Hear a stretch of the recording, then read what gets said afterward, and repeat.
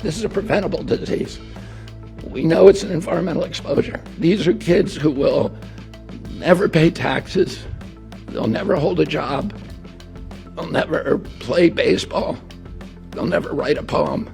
They'll never go out on a date. Many of them will never use a toilet unassisted.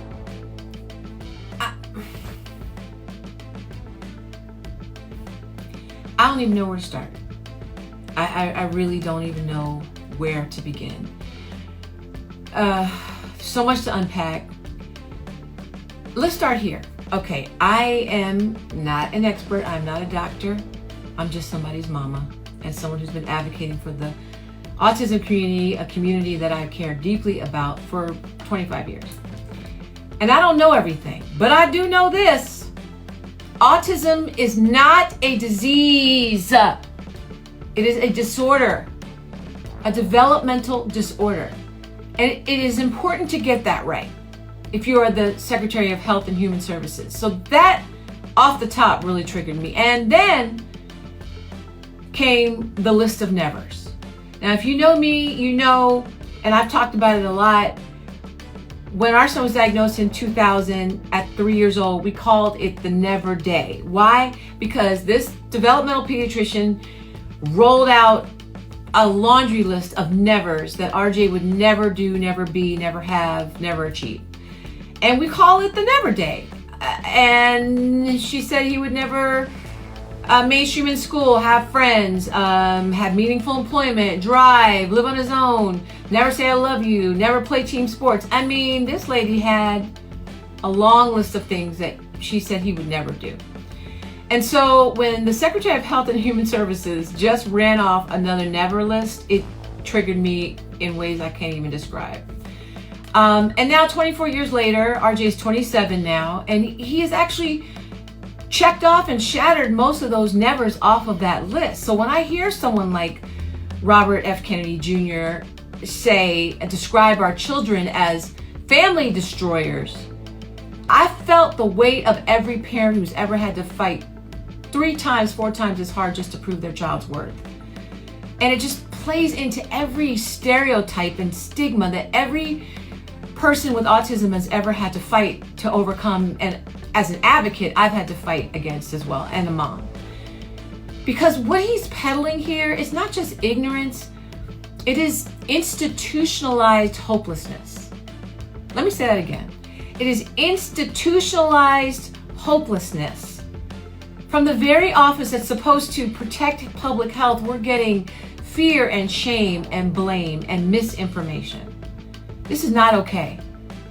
Autism didn't break my family. It made us braver. It made us closer. It made us more compassionate. If anything, I think my son didn't rob me of having a normal child. He gave me a new lens of what it means to love unconditionally. A new lens on that.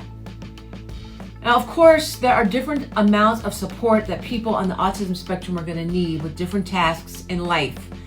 And, you know, they're going to have different levels of needs. But these are things that they can overcome. And any official that's tasked with leading this nation's health policies, they should be celebrating the resilience of families that have overcome things, not dismissing them and giving us another never day.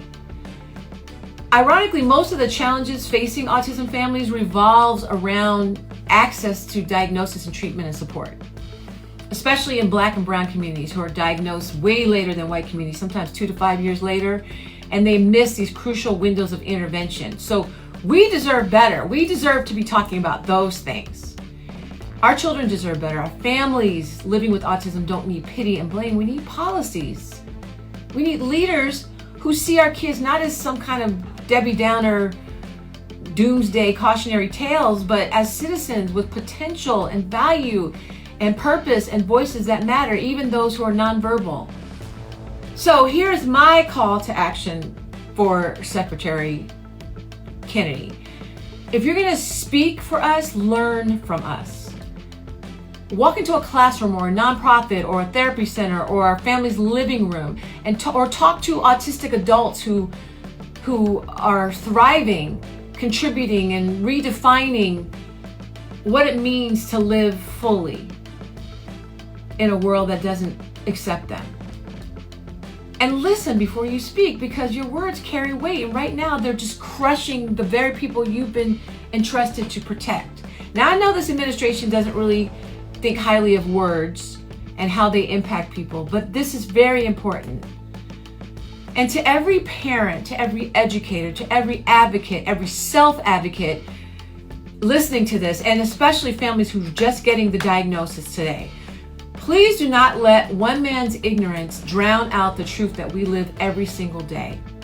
And don't ever let anybody define the possibilities for your child. Autism is not a family-destroying tragedy. The negative way that people speak on it, that's the tragedy. So, to recap, for my son, pays his taxes, check. Uses the toilet on his own, check. Poems, yeah, he's written some poems to me. Yeah. Plays baseball, no. But he does have 2 World Series rings from working with baseball players on his 10th season at the Dodgers, so that should count. That's his job that you said that they'll never get. Dating, well, okay, we're working on that. Don't rush him. Look, having autism, having a loved one with autism is not easy. It's not easy, and it can be very, very hard. But different families have different ways of overcoming it. And what we're not doing is sitting here and labeling and limiting the potential of our children. You know, I always say I would never change RJ for the world, but I will always try to change the world for RJ.